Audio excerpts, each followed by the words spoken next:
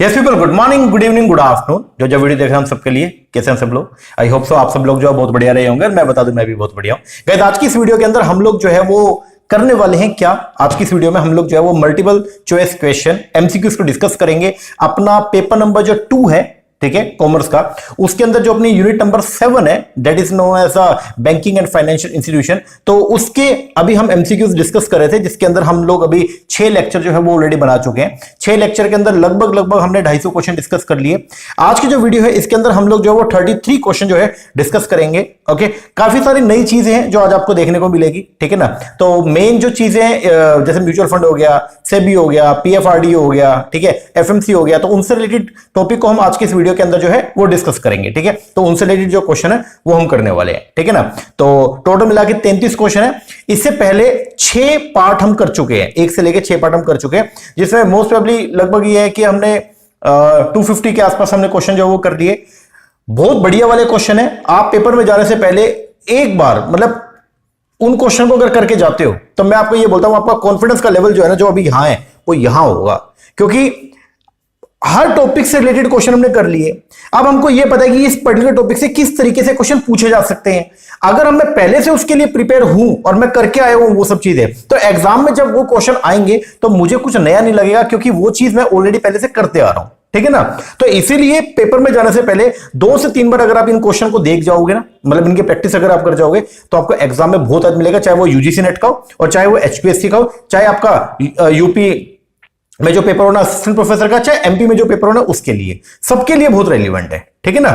चलो शुरुआत करते हैं हम हमारे आज के इस टॉपिक को। सबसे पहला जो आज का क्वेश्चन आ रहा है, बोलता है what is mutual fund. Mutual fund जो वो क्या होता है, म्यूचुअल फंड जो है वो क्या, तो हम लोगों ने पढ़ा भी था बैंकिंग के अंदर कि म्यूचुअल फंड जो है वो बेसिकली इसके अंदर हम क्या करते हैं, पूलिंग करते हैं, ठीक है ना। तो आम पब्लिक से हम लोग जो पैसे इकट्ठा करेंगे और उस पैसे को जो है म्यूचुअल फंड मैनेजर जो है वो क्या करेगा, उसको चैनलाइज करेगा कहां पे, प्रोडक्टिव जगह पे, और जो म्यूचुअल फंड होल्डर्स हैं उनको बेसिकली वो क्या करेगा, यूनिट इशू करेगा, ठीक है। तो म्यूचुअल फंड के बारे में कुछ बातें बोली गई है, बताना इनमें से कौन सी सही है और कौन सी गलत है। सबसे पहले जो इसमें बात बोली गई है, बोलता है it is a type of collective investment scheme. Mutual fund जो है वो क्या है, एक तरीके का कलेक्टिव इन्वेस्टमेंट स्कीम है, ठीक है, जो पूल करता है, जो इकट्ठा करता है पैसा फ्रॉम मैनी इन्वेस्टर से, और उसको इन्वेस्ट करता है किसमें, स्टॉक में, बॉन्ड में और अदर मनी मार्केट इंस्ट्रूमेंट में। यह बात एकदम जो है वो क्या, करेक्ट है। दूसरा बोलता है म्यूचुअल फंड जो है वो एक सब्सिडरी है बैंक का। बोलता म्यूचुअल फंड सब्सिडरी है बैंक का या फाइनेंशियल कंपनी का, जिसको क्रिएट किया गया specially to raise money to be invest in particular industry like housing infrastructure. क्या ये सब्सिडरी है किसी बैंक की? नहीं, ये गलत हो गया।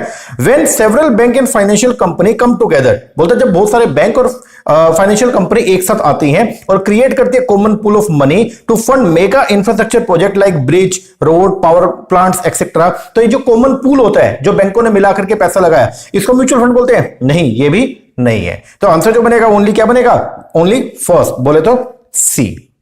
पहली जो डेफिनेशन है ना, मतलब पहला जो स्टेटमेंट है वो म्यूचुअल फंड को डिफाइन कर रहा है, सेकंड और थर्ड जो है म्यूचुअल फंड को डिफाइन नहीं कर रहा। आगे next question, which of the following statement is और are correct about the UTI. UTI बोले तो इंडिया का पहला म्यूचुअल फंड जो था वो था UTI, unit trust of India. उसके बारे में कुछ बातें बोली गई है, बताना है कौन सी बात सही है और कौन सी बात गलत है। सबसे पहले जो है इसके अंदर बोलता है यूटीआई को एस्टेब्लिश किया 1963 में by an act of parliament. बिल्कुल सही बात है, यूटीआई के लिए जो है वो एक पार्लियामेंट से एक्ट पारित किया गया था। इसको सेटअप किया शुरुआत में किसने, आरबीआई ने, और ये फंक्शन करता था under its regulatory and administrative control unit. ये बात एकदम क्या करेक्ट है। पहला जो स्कीम थी जिसको यूटीआई का, उसको लॉन्च किया गया यूटीआई स्कीम 1964 में। ये बात एकदम क्या है, करेक्ट है। 1978 में यूटीआई को डीलिंक कर दिया आरबीआई से। पहले यूटीआई के ऊपर जो कंट्रोल था वो किसका था, आरबीआई का, और बाद में यूटीआई के ऊपर कंट्रोल जो है वो आरबीआई से हटा दिया। और आईडीबीआई जो था, industrial development bank of India, जिसको 1964 के अंदर आरबीआई ने ही बनाया था, ठीक है, इंडिया के अंदर इंडस्ट्रीज को फाइनेंस प्रोवाइड करवाने के लिए, ठीक है, ये फाइनेंसिंग और रीफाइनेंस फैसिलिटी प्रोवाइड करवाता है, ठीक है ना। तो आईडीबीआई ने took over the regulatory and administrative control in place of RBI. ये बात एकदम क्या सही है। इसका मतलब ये है कि जो रेगुलेटरी और एडमिनिस्ट्रेटिव कंट्रोल यूनिट थी यूटीआई की, वो अब शिफ्ट हो गई कहां से, आरबीआई से किसको, आईडीबीआई। तो तीनों की तीनों बात एकदम क्या करेक्ट है। तो आंसर क्या बनेगा, डी। आगे डिविडेंड अगर को डिक्लेयर करती है कौन, यूनिट ट्रस्ट ऑफ इंडिया या कोई म्यूचुअल फंड, तो वो अपने इंडिया के अंदर जो है इनकम टैक्स एक्ट 1963 के अंदर वो क्या है, एग्जेम्प्ट है। 1961 में क्या एग्जेम्प्ट है, तो fully exempt in the hand of the unit holder. तो थर्ड का बनेगा ए। आगे मैचिंग करना आपको अंडरराइटिंग लिस्ट वन को लिस्ट टू से। सबसे पहले बता रखा है अंडरराइटिंग। अंडरराइटिंग अगर हम जो है वो बात करते हैं तो अंडरराइटिंग जो है वो क्या है, यूटिलिटी फंक्शन है, ठीक है। इसके बाद में अगर हम बात करते हैं किसका, ट्रांसफर ऑफ फंड, तो ये क्या है, ये बैंकिंग में हमने पढ़ा कि ट्रांसफर ऑफ फंड ये आपका एजेंसी फंक्शन है, ठीक है। ओवरड्राफ्ट के अंदर जो है वो क्या होता है, हम आपको फैसिलिटी प्रोवाइड करते हैं, जितना पैसा आपका बैंक में जमा उससे ज्यादा निकाल सकते हो, तो ये एक है ग्रांटिंग एडवांसेस, ये पैसा उधार देने की एक प्रक्रिया है। और रिकरिंग डिपॉजिट जो है वो क्या, प्राइमरी फंक्शन है किसका, बैंक का। तो आंसर जो बनेगा फोर्थ का वो क्या बनेगा, 3rd 3 4 2 1। आगे डायरेक्ट सुपरविजन जो होता है ना डिपॉजिटरी पे और म्यूचुअल फंड पे, वो आपके उसके ऊपर मतलब जो सुपरविजन है वो किसका चलता है, तो म्यूचुअल फंड और डिपॉजिटरी इनके ऊपर जो सुपरविजन है वो है किसका, सेबी का। सेबी का म्यूचुअल फंड रेगुलेशन 1996 है, जो बेसिकली इंडिया के अंदर म्यूचुअल फंड को जो रेगुलेट करने का काम करता है, ठीक है ना। तो डायरेक्ट सुपरविजन जो है मतलब इंडिया में जो भी अपने डिपॉजिटरी है, डिपॉजिटरी के अंदर अपने मेन दो है एनएसडीएल और सीडीएसएल, इनके ऊपर, और जो जितने भी म्यूचुअल फंड ट्रस्ट बने हुए अपने इंडिया के अंदर, तो उन सबके ऊपर जो रेगुलेटरी बॉडी है वो कौन है, आपका सेबी। और म्यूचुअल फंड को रेगुलेट करने के लिए सेबी म्यूचुअल फंड रेगुलेशन 1996 जो है ये लॉन्च किया गया। और डिपॉजिटरी के लिए डिपॉजिटरी एक्ट 1996 है वो भी लॉन्च किया गया है, ठीक है। तो ये ध्यान रखना आप। आगे which of the following statement is are correct about the IDF in India. IDF का मतलब होता है इन्वेस्टमेंट इंफ्रास्ट्रक्चर डेट फंड। क्या होता है, इंफ्रास्ट्रक्चर डेट फंड, ठीक है। तो इसके बारे में कुछ बातें जो है वो बोली गई है, आपको बताने इनमें से कौन सी सही है और कौन सी गलत है। सबसे पहला, IDF are regulated by the planning commission. बोलते जो आईडीएफ है इंफ्रास्ट्रक्चर डेट फंड है, इसको रेगुलेट प्लानिंग कमीशन करता है। अरे सर कैसी बात कर रहे हो, आईडीएफ जो होते हैं इंफ्रास्ट्रक्चर डेट फंड, ये दो तरीके से बनते हैं। पहली बात तो ये कैसे बनते हैं, दो तरीके से, या तो ये होंगे म्यूचुअल फंड के तौर पे या ये होंगे एनबीएफसी के तौर पे। अगर आपका आईडीएफ, ध्यान देना, अगर आपका आईडीएफ बना है म्यूचुअल फंड के तौर पे तो फिर इसको रेगुलेट करेगा कौन, सेबी। अगर आपका आईडीएफ जो है वो बना है एनबीएफसी के तौर पे, ठीक है, तो इसको जो रेगुलेट करेगा वो कौन करेगा, आरबीआई। तो पहली बात तो ये गलत हो गया आपका, ठीक है। तो मैंने नीचे कुछ लिखा भी है, आईडीएफ में भी सेटअप, आईडीएफ इंडिया के अंदर मतलब जो इंफ्रास्ट्रक्चर डेट फंड है उनको सेटअप किया जा सकता है एनबीएफसी के तौर पे भी और म्यूचुअल फंड ट्रस्ट के तौर पे भी अंडर रिस्पेक्टिव रेगुलेटरी बॉडी, ठीक है। आईडीएफ का जो एम होता है वो क्या होता है, सपोर्ट करना long term funding for infrastructure, reducing the cost and finance stress.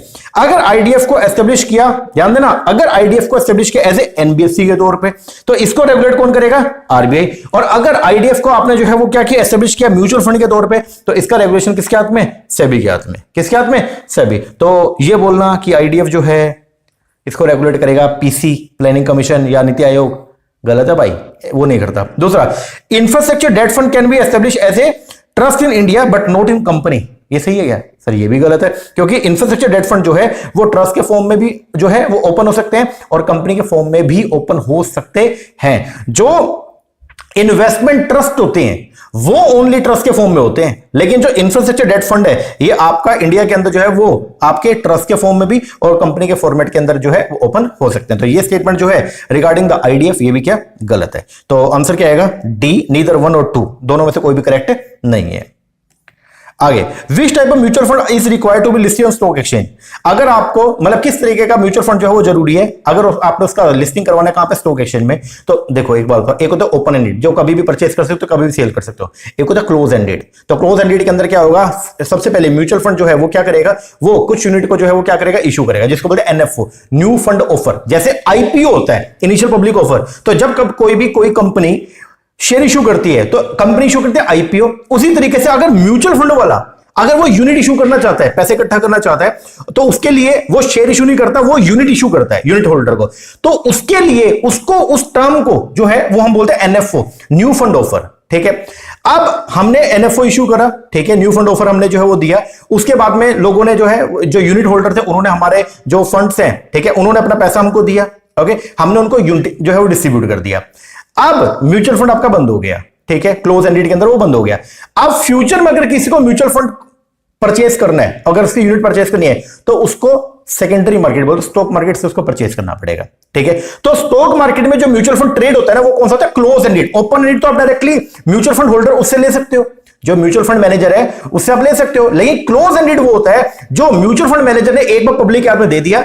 अब उसका आगे जो ट्रेडिंग होगा वो कौन करेगी, पब्लिक करेगी, वाया मार्केट क्या रहेगी, स्टॉक मार्केट के थ्रू, ठीक है। तो किस तरीके का म्यूचुअल फंड जो है वो जरूरी है कि वो लिस्ट होगा स्टॉक एक्सचेंज में, तो वो होगा क्लोज एंडेड फंड। कौन सा, क्लोज एंडेड फंड। और उसको ETF भी बोलते हैं, एक्सचेंज ट्रेडेड फंड। तो to be traded on stock exchange, अगर किसी भी म्यूचुअल फंड को स्टॉक एक्सचेंज में ट्रेड होना है तो mutual fund must be in the form of ETF, exchange traded fund के तौर पे, which is a type of mutual fund that can be traded like stock through the trading day. अब close ended fund जो वो क्या होते हैं, these fund have a fix number of unit. पहली बात तो इनकी जो नंबर ऑफ यूनिट है वो क्या होती है, फिक्स होती है। Issue during their initial offering, और इस इनिशियल ऑफरिंग को हम IPO नहीं बोलते, क्या बोलते हैं, NFO, new fund offer. And investor can only buy और sell these unit on the secondary market like a stock exchange. ठीक है, तो क्वेश्चन क्या था, क्वेश्चन बोलता है which type of mutual fund is required to be listed on stock exchange, तो हम क्या बोलेंगे, क्लोज एंडेड फंड। चलो भाई चलो आगे।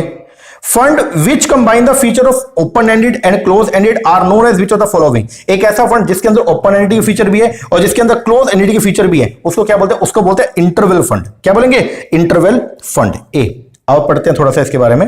देखो इंटरवल फंड का मतलब क्या, ये जो फंड है ये अलाउ करता है इन्वेस्टर को कि आप बाय या सेल कर सकते हो unit during specific pre determined interval, like open ended fund जो अलाउ करता है कंटिन्यू बाइंग एंड सेलिंग, और जो क्लोज एंडेड फंड जो आपको अलाउ करता है कि आप जो है परचेज करेंगे only open for investment during the initial new fund offer, उसी पीरियड में। ठीक है ना, तो उसको इंटरवल फंड बोलते हैं। ओके, ओपन एंडेड क्या होता है, these fund allow investor to buy और redeem unit at any time with the fund size fluctuate based on the investor activity। और क्लोज एंडेड में क्या होगा, एक बार NFO इशू कर दिया जाएगा, उसके बाद फ्यूचर में अगर आपको कोई भी उस म्यूचुअल फंड की यूनिट को परचेस करना है तो आपको स्टॉक मार्केट से करना पड़ेगा, फंड मैनेजर आपको प्रोवाइड नहीं करेगा। तो इसका मतलब these fund have a fix number of unit issue during their initial offering and investor can only buy और sell these unit on the secondary market like a stock exchange.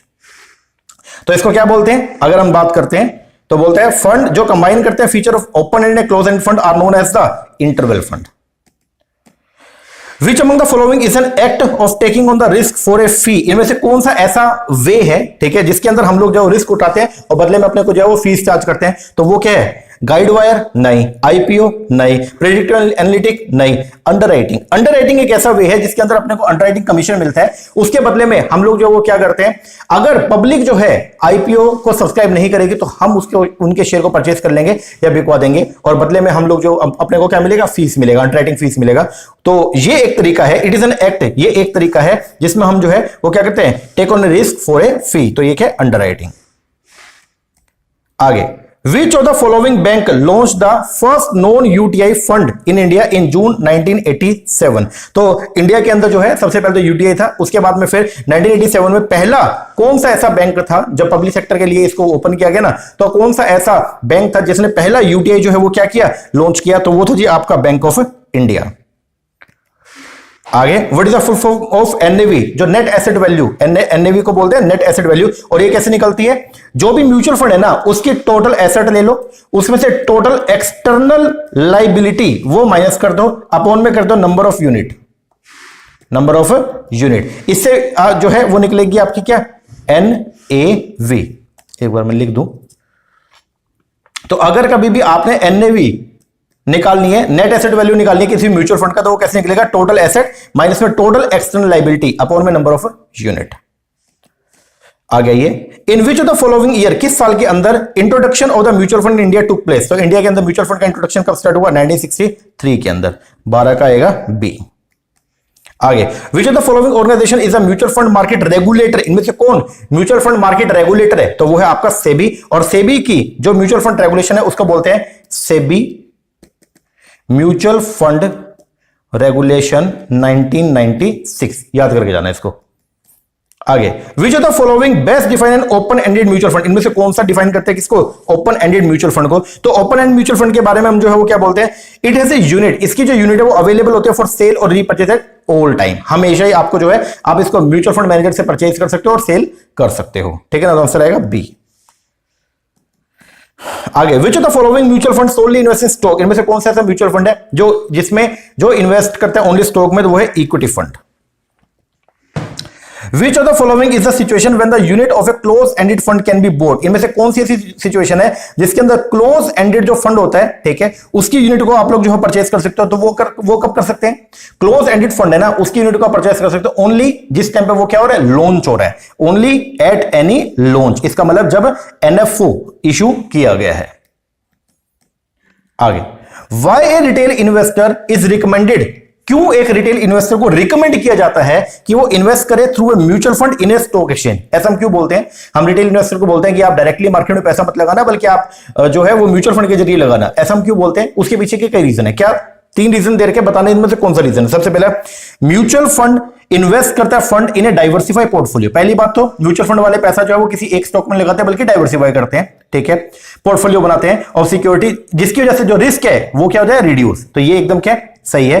Mutual fund जो है इसको कौन manage करता है? Financial experts. बहुत लोग होते हैं जिनको एक्सट्रीम नॉलेज होता है मार्केट के बारे में, तो वो अपनी नॉलेज का यूज करके, ठीक है, और इन्वेस्टमेंट करते हैं, जिससे इन्वेस्टमेंट जो है वो उसमें रिटर्न भी अच्छा आता है और वो सेफ भी रहता है। ये भी सही है। म्यूचुअल फंड प्रॉमिस करता है higher return to the investor of the fund? नहीं, ऐसा नहीं होता। तो आंसर क्या है? 1 और 2।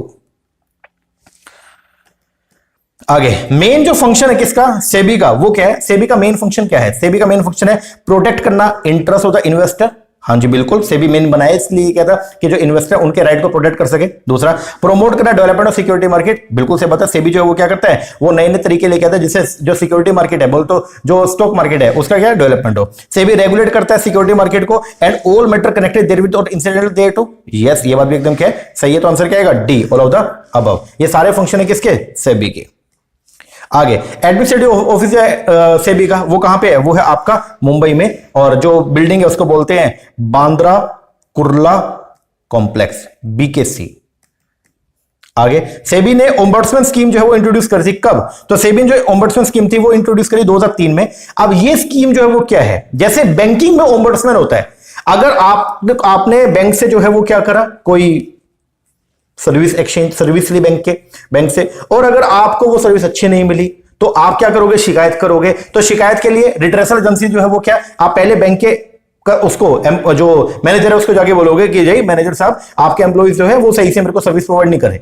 अगर मैनेजर आपकी सर्विस, अगर जो भी आपका डिस्प्यूट है उसको अगर वो सेटल करते तो बहुत ही बढ़िया, अगर नहीं है तो आपके पास में राइट है कि आप अपनी जो डेफिशिएंसी थी बैंकिंग सर्विस में उसके लिए कंप्लेंट लॉन्च कर सकते हो। कहां पे कंप्लेंट लॉन्च कर सकते हो? बैंकिंग ओम्बड्समैन को। यहां तक ओके था, हमने पढ़ा हुआ है। अब सेबी ने भी एक ओम्बड्समैन स्कीम जो है वो सन 2003 के अंदर जो है वो लॉन्च करी, जिसके अंदर सेबी ने ये बोल दिया कि अगर कभी भी there is a dispute between the investor and the company, अगर कभी डिस्प्यूट अराइज हो गया इन्वेस्टर और कंपनी के बीच में, इन्वेस्टर और इंटरमीडियरी के बीच में, या किसी ब्रोकर के बीच में, तो उसके लिए आप क्या कर सकते हो? कंप्लेंट जो है वो कर सकते हो। कहां पे? तो उसके लिए सेबी ने ओम्बड्समैन स्कीम जो है वो क्या करी? जारी करी। अब सेबी ने ये जो स्कीम थी इसको जारी किया सन 2003 में। इसके बारे में कुछ खास बातें जहां से क्वेश्चन बन सकता है वो एक बार देखो। सेबी की जो ओम्बड्समैन स्कीम थी इसको इंट्रोड्यूस किया गया during the SEBI ombudsman regulation 2003। इसको नोटिफाई किया गया 21 अगस्त 2003 को। पर्पस क्या था, क्यों बनाया इसको? तो सेबी का जो ओम्बड्समैन स्कीम थी इसको एस्टेब्लिश किया एज ए चीप, इनफॉर्मल और ये फास्ट अल्टरनेटिव रिट्रेसल मैकेनिज्म है, ठीक है, जहां पे हम रिजोल्व करेंगे dispute between investor and intermediate के बीच में या listed company in the security market. Regulation क्या है? तो वो रेगुलेशन है सेबी ओम्बड्समैन रेगुलेशन 2003। इसको नोटिफाई किया 21 अगस्त 2003 को, ठीक है जी। अमेंडमेंट क्या हुआ? अब अमेंडमेंट ये हुआ, this regulation were subsequently amend on 5 दिसंबर 2003 को, और उसके बाद में नवंबर 9 2006 को इसको अमेंड किया, और अब फाइनली इसको रिपील कर दिया। जो पुराने वाले रेगुलेशन थे उसको रिपील करके और नई रेगुलेशन आ गई है। तो रिपील मतलब रद्द कर दिया। सेबी ओम्बड्समैन रेगुलेशन 2003 इसको रिपील कर दिया, रद्द कर दिया बाय किसके द्वारा?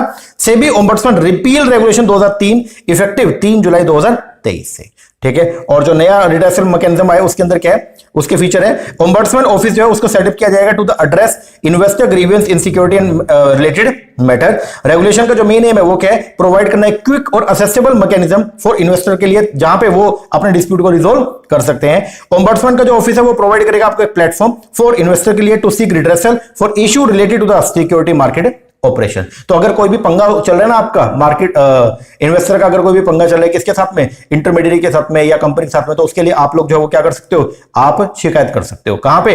ओम्बड्समैन को, ठीक है। आगे, the fraudulent and unfair trade practice related to the SEBI security market regulation 2003 इसको पास किया गया, ठीक है। तो किस चीज के लिए? तो fraudulent and unfair trade practice relating to the security market, कोई भी ऐसी ट्रेड प्रैक्टिस जो फ्रॉडुलेंट नेचर की है, दूसरों के साथ फ्रॉड करने के लिए, या अनफेयर नेचर की है, ठीक है, तो इस पर रोक लगाने के लिए एक रेगुलेशन जारी की गई थी 2003 में। उसका मेन एम जो था वो क्या था? वो ये है कि ये प्रोहिबिट करता है, बोले तो ये रोक लगाता है ऐसी सभी प्रैक्टिस पे जिसमें मैनिपुलेशन हो रहा है प्राइस का एंड मिसलीडिंग स्टेटमेंट अगर दी जा रही है, जिसको सुन करके, ऐसी इंफॉर्मेशन को सुन करके इन्वेस्टर अपना पैसा लगा दिया, तो ऐसी चीजों के ऊपर रोक लगाने के लिए जो है एक रेगुलेशन जारी किया गया 2003 में। ठीक है, तो आंसर तो इसका डी है। अब इसके बारे में कुछ बातें, अब इसमें ये जो रेगुलेशन आई सिक्योरिटी मार्केट रेगुलेशन 2003, इसमें क्या क्या बातें बोली गई उसको एक बार थोड़ा देख लो। यहां से क्वेश्चन दोबारा बन सकता है। क्या है? सेबी ने prohibition of fraudulent and unfair trade practice relating to the security market regulation 2003, ये पूरा नाम है। क्या है? SEBI prohibition of fraudulent and unfair trade practice relating to the stock market regulation 2003, इसको पास किया क्या करने के लिए? प्रोहिबिट करने के लिए, रोक लगाने के लिए ऐसी फ्रॉडुलेंट और अनफेयर ट्रेड प्रैक्टिस पे इन द सिक्योरिटी मार्केट, जिसका एम जो था वो क्या था? प्रिवेंट करना activity like market manipulation, deceptive practice and unfair dealing in security. अब ये जो रेगुलेशन आई थी ना, SEBI prohibition of fraudulent and unfair trade practice relating to security market regulation 2003, इसके अंदर किन किन बातों के बारे में बात किया गया? तो इसके अंदर जो है वो बात किया गया फ्रॉडुलेंट अनफेयर ट्रेड प्रैक्टिस, इसके ऊपर हम रोक लगाएंगे। जो लोग मार्केट मैनिपुलेशन करते हैं उनके ऊपर हम जो है वो क्या करेंगे? रोक लगाएंगे। डिसेप्टिव जो प्रैक्टिसेस होती हैं उन पर रोक लगाएंगे। अगर कोई पर्सन मिसलीडिंग इंफॉर्मेशन प्रोवाइड कर रहा है, इसके ऊपर हम जो है वो क्या करेंगे? रोक लगाएंगे। इंटरमीडिएट अगर कोई मिसकंडक्ट कर रहा है उस पर रोक लगाएंगे। अगर फॉल्सिफिकेशन किया गया रिकॉर्ड्स के साथ में, उस पर रोक लगाएंगे। And dealing in security pending client order, इस पर रोक लगाएंगे। मतलब इंटेंशनली, जानबूझ के जो है वो क्या किया गया? सिक्योरिटी को ट्रांसफर करने में डिले किया गया, इस पर रोक लगाएंगे। मिस रिप्रेजेंट किया गया the benefit of the policy, इस पर रोक लगाएंगे। एंड मिस रिप्रेजेंटेशन डिविडेंड और शेयर ऑफ सरप्लस, इस पर हम रोक लगाएंगे। तो इसके लिए 2003 में एक जो है रेगुलेशन जो पास किया गया, जिसको बोलते हैं SEBI prohibition of fraudulent and unfair trade practice relating to security market regulation 2003। ठीक है, इसका जो मेन एम था वो क्या था? Manipulation of price and misleading statement, इनके ऊपर क्या करना? रोक लगाना। ठीक है, ये सब नहीं है। इनसाइडर ट्रेड प्रैक्टिस ये नहीं, इसमें नहीं था। ब्रोकर फॉर्म इलीगल ट्रेडिंग ये नहीं था। Foreign institution investor in the market ये नहीं था। तो क्या क्या बातें इसके अंदर बोली गई वो आपको मैंने यहां पे पूरा लिस्ट दे दिया, पढ़ लेना इसको। चलो चलो चलो आगे। With reference to the financial sector reform consider the following statement. अब फाइनेंशियल सेक्टर रिफॉर्म के बारे में कुछ बातें बोली गई है। ठीक है, बताना इनमें से कौन सी बात सही है और कौन सी बात आपकी गलत है। सबसे पहला जो है वो क्या? पीएफआरडीए डील करते हैं पेंशन फंड से which are not invested in stock market. ऐसा है क्या? नहीं सर, ऐसा नहीं है। Commodity market are subject to jurisdiction SEBI, बिल्कुल सही बात है। पहले ये एफएमसी के अंदर आता था, लेकिन अब किस में आ गया? सेबी में। ये बात एकदम करेक्ट है। NBFC are also subject to jurisdiction SEBI, नहीं, एनबीएफसी जो है वो किसके जुरिसडिक्शन में आती है? आरबीआई के। तो आंसर होएगा ओनली 2, तो बोले तो ई।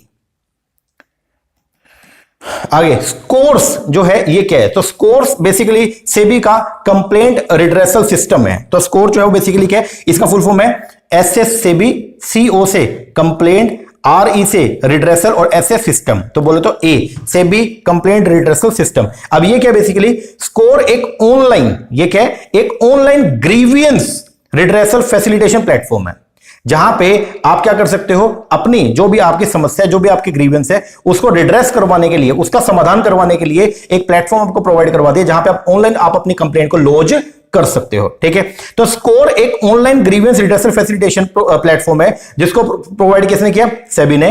कंप्लेनेंट जो है वो लॉन्च करेगा grievance related to security market against the SEBI regulated entity like listed company, registered intermediary and market infrastructure institution. Investor shall take up grievance for redressal with the entity concern through their designated person और official, जो handle करेगा इस issue को related to compliance and redressal of the investor grievance. तो investor की grievance मतलब investor की जो भी शिकायत है उसका निपटान करने के लिए एक सेबी ने एक ऑनलाइन प्लेटफॉर्म आपको प्रोवाइड करवाया, जिसको बोलते हैं हम लोग स्कोर्स। क्या बोलते हैं? स्कोर्स। आगे, SEBI has to be responsive to the need of which of the following. तो सेबी जो है वो रिस्पॉन्सिव है किसके लिए? सेबी बनाएगा किन की जरूरत को पूरा करने के लिए? इन्वेस्टर के लिए, बिल्कुल। इश्यूअर ऑफ द मार्केट के लिए, हाँ, उसको तैयार मार्केट प्रोवाइड करवाएगा जहां पे इश्यूअर जो है पैसे इकट्ठा कर सकता है, यस। इंटरमीडिएट के लिए, यस। तो आंसर क्या आएगा? D, all of the above. आगे, which of the following function roll into one body of SEBI. इनमें से कौन कौन से फंक्शन जो है वो सेबी के अंडर आते हैं? तो सेबी जो है क्वासी लेजिस्लेटिव है, बिल्कुल सही बात है। लेजिस्लेटिव नहीं है, कोर्ट नहीं, लेकिन कोर्ट वाली पावर है, यस। जुडिशरी भी है, क्वासी जुडिशरी भी है, यस। क्वासी एग्जीक्यूटिव भी है, बिल्कुल सही बात है। मतलब ये लेजिस्लेटिव फंक्शन भी परफॉर्म करता है, रूल बनाने का काम भी करता है, जुडिशरी वाला काम भी कर लेता है, ठीक है, मतलब सजा सुजा सुनाने का काम भी करता है, और ये एग्जीक्यूटिव फंक्शन जो है उसको भी क्या करता है? परफॉर्म करता है। तो आंसर क्या आएगा? D, all of the above. आगे, for the discharge of its function, अपने फंक्शन को डिस्चार्ज करने के लिए बढ़िया तरीके से SEBI has been vested with which of the following power. तो सेबी के पास में जो कौन कौन सी पावर है, सबसे पहला सेबी के पास में पावर है कि सेबी इंस्पेक्ट कर सकता है बुक्स ऑफ अकाउंट्स को and call for periodic return from recognize stock exchange. ये बात एकदम क्या करेक्ट है। सेबी इंस्पेक्ट कर सकता है book of accounts of the financial intermediate, ये बात भी एकदम करेक्ट है। सेबी अपना काम पूरा करने के लिए कंपेल कर सकता है कुछ कंपनीज को कि वो अपने शेयर को लिस्टिंग करवाएं एक या एक से ज्यादा स्टॉक एक्सचेंज में, ये बात भी एकदम क्या करेक्ट है। ये सब पावर है किसका, सेबी का। तो आंसर क्या आएगा, D, all of the above. आगे, which of the following term is incorrect, इनमें से कौन सी टर्म इनकरेक्ट है। सर्किट ब्रेकर क्या एक टर्म होती है क्या, बिल्कुल होती है। बेसिकली अगर मार्केट बहुत ज्यादा डाउन हो गया तो कुछ समय के लिए मार्केट को होल्ड कर दिया जाता है, उसको बोलते हैं बेसिकली ब्रेकर लग गया, सर्किट ब्रेकर। मर्चेंट ब्रोकर नाम से कोई टर्म होती है क्या, बिल्कुल होती है। स्टेबल ब्रोकर होती है क्या, नहीं, तो ये आपकी क्या इनकरेक्ट है। अब सर्किट ब्रेकर क्या होते हैं, तो circuit breaker are the emergency measure होता है जिसको एस्टेब्लिश किया गया स्टॉक मार्केट में, जिसमें हम क्या करते हैं, शट डाउन कर देते हैं ट्रेडिंग एक्टिविटी को टेम्परेली और for the rest of the trading day when market price drop significantly. As noted above, this system apply to both individual security and the market index. Merchant broker जो वो क्या होता है, merchant broker basically एक merchant service broker होता है या consultant होता है, ठीक है। ये एक फाइनेंशियल इंटरमीडिएट है जो हेल्प करता है बिजनेसेस को, specially small and medium size one, obtain funding और secure merchant account for accepting credit card payment, ठीक है। आगे, which of the following are the function of financial system, इनमें से कौन सा फंक्शन है फाइनेंशियल सिस्टम का, तो इसके बारे में कुछ बात बोला गया। सबसे पहला, the operation of a financial system help जो है वो अपने को प्रोवाइड करता है ऑपरेशन ऑफ पेमेंट सिस्टम, बिल्कुल सही बात है। फाइनेंशियल सिस्टम अपने को पेमेंट सिस्टम भी प्रोवाइड कर रहा है, यस। प्रोवाइड करता है means of portfolio adjustment, financial system अपने को तरीका बता रहा है जिसके थ्रू आप पोर्टफोलियो एडजस्ट कर सकते हो, बिल्कुल सही बात है। ये चैनल करता है fund between lender and borrower, ये बात भी एकदम क्या करेक्ट है। तो आंसर क्या आएगा, बी, 1, 2 एंड 3 सब all. For the discharge of its function, अपने फंक्शन को प्रॉपर्ली डिस्चार्ज करने के लिए SEBI has been vested with the following power. SEBI के पास में क्या क्या पावर है, सबसे पहला सेबी अप्रूव करता है by loss of the stock exchange. Her stock exchange अपनी फंक्शनिंग को बढ़िया तरीके से चलाने के लिए कुछ रूल्स बनाता है और सेबी के पास में पावर है कि सेबी उन बाय लॉस को जो नियम, जो रूल्स, बाय लॉस का मतलब इंटरनल रूल्स होते हैं, ये हर स्टॉक एक्सचेंज अपने आप को बढ़िया तरीके से चलाने के लिए इंटरनली कुछ रूल्स बनाता है जिनको बोलते हैं हर स्टॉक एक्सचेंज के बाय लॉस, ठीक है। सेबी के पास में पावर है कि सेबी उन बाय लॉस का अप्रूव करता है, बिल्कुल सही बात है। दूसरा, सेबी जो है वो डायरेक्ट करता है स्टॉक एक्सचेंज को कि वो अमेंड करे अपने बाय लॉ। अगर कोई इंटरनल रूल ऐसा बन गया जो सेबी को लगता है कि वो स्टॉक मार्केट की फंक्शनिंग में रुकावट पैदा कर सकता है, तो सेबी के पास में पावर है कि वो उनको डायरेक्शन प्रोवाइड करेगा स्टॉक मार्केट को कि भाई ये काम करो, इसको अमेंड करो, यस। सेबी इंस्पेक्ट कर सकता है books of accounts and call कर सकता है periodic return from the recognized stock exchange, ये भी कर सकता है। सेबी इंस्पेक्शन कर सकता है बुक्स ऑफ अकाउंट्स का फाइनेंशियल इंटरमीडिएट का भी, जो ब्रोकर है उनकी भी कर सकता है, यस। आंसर क्या आएगा, 4, बोल तो ऑल ऑफ द अबव। आगे, under section 37 of the banking regulation act, moratorium order जो है जो इशू किया गया हाई कोर्ट ने, वो मैक्सिमम कितने पीरियड का होता है, 6 महीने के लिए। याद करके जाना, जो मोरेटोरियम पीरियड होता है ना वो कितने महीने के लिए, मैक्सिमम 6 महीने के लिए।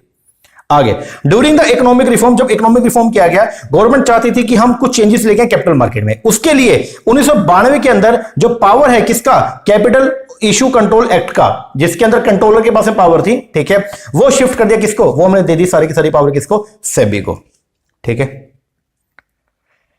आगे, which one of the following development financial institution in India has start the special refinance scheme for the resettlement and rehabilitation of the voluntary retired worker of national textile corporation of India. तो छोटे लोगों के लिए जो एक scheme जो चलाया गया था, और वो चलाया किसने, सिडबी ने, किसने, SIDBI, small industrial development bank of India. और आज का हमारा लास्ट क्वेश्चन, आपको मैचिंग करना है यहाँ पे, IFCI industrial finance corporation of India की बात कर रहे हैं, तो ये इसको कब बनाया गया, 1948 को। सिडबी जो है स्मॉल इंडस्ट्रियल डेवलपमेंट बैंक की अगर बात करें तो इसको बनाया गया कब, 1990 को। नाबार्ड को जो है वो बनाया गया कब, 1982। और Exim bank, export import bank का जो एक्ट है वो है आपका 1981। तो आंसर जो बनेगा इसका वो क्या बनेगा, डी, ओके जी सर। चलो, आज की इस वीडियो के अंदर हमने टोटल मिला के 33 एमसीक्यूज को जो डिस्कस किया। आई होप आपको क्वेश्चन अच्छे लगे होंगे, कुछ नई चीजें भी आपको सीखने को मिली होंगी। तो ऐसे ही क्वेश्चन अगर आपने और भी देखने हैं तो आप हमारे मोबाइल ऐप है मोहित शर्मा क्लासेस के नेम से, वहां पे हमने इससे पहले की भी पूरी की पूरी सीरीज जो है वो डाली हुई है, वहां पे आप उसको देखिएगा। एग्जाम आने वाला है जून के अंदर, तो उसके लिए हम लोग जो है लगभग 5000 क्वेश्चन का हमने टारगेट लिया है कि 5000 प्लस क्वेश्चन हम लोग जो है वो करके जाएंगे अपने 10 यूनिट्स के लिए, कॉमर्स के लिए, ठीक है ना। तो अगर आप उसको देखना चाहते हैं तो हमारी मोबाइल ऐप है, उसके ऊपर आपको ये सब जो है देखने को मिल जाएगा। बाकी जो बच्चे नेट की तैयारी कर रहे हैं और जून के लिए प्रिपेयर कर रहे हैं, जून 2025 के लिए, तो उनके लिए हमारा ऑनलाइन बैच जो वो चल रहा है, तो अगर आप चाहें तो उसको परचेज कर सकते हैं। उसके अंदर हम आपको जो है 10 के 10 यूनिट की जो है वो वीडियो लेक्चर मिलेंगे, डिटेल वीडियो लेक्चर है, प्लस 10 के 10 यूनिट की किताबें मिलेंगी, हार्ड कॉपी में आपके होम एड्रेस पे आएगा। प्लस में आपको प्रैक्टिस करने के लिए प्रैक्टिस के एमसीक्यूज, इस तरीके से सारे एमसीक्यूज मिलेंगे, और साथ में आपको जो है रिवीजन के लिए चैप्टर वाइज रिवीजन वीडियो भी मिलेगी और साथ में यूनिट वाइज रिवीजन वीडियो भी मिलेगी। तो अगर आप इंटरेस्टेड है, नीचे नंबर है, इस पे कॉल करके व्हाट्सएप करके आप लोग कोर्सेज की इंक्वायरी कर सकते हैं। बाकी एचपीएससी का जो पेपर आपका 22 जून को होना है, उसके लिए भी हमने बैचेस चला रखे, तो अगर आप चाहे तो उसको भी आप ले सकते हैं। कोई इंफॉर्मेशन चाहिए तो नीचे नंबर है, इस पर कॉल कीजिए या व्हाट्सएप करके जो भी आपकी क्वेरी है आप उसको ले सकते हैं। ओके जी, चलो एक बात ना करो, बाकी मिलते हैं नेक्स्ट वीडियो में, तब तक के लिए थैंक यू वेरी मच।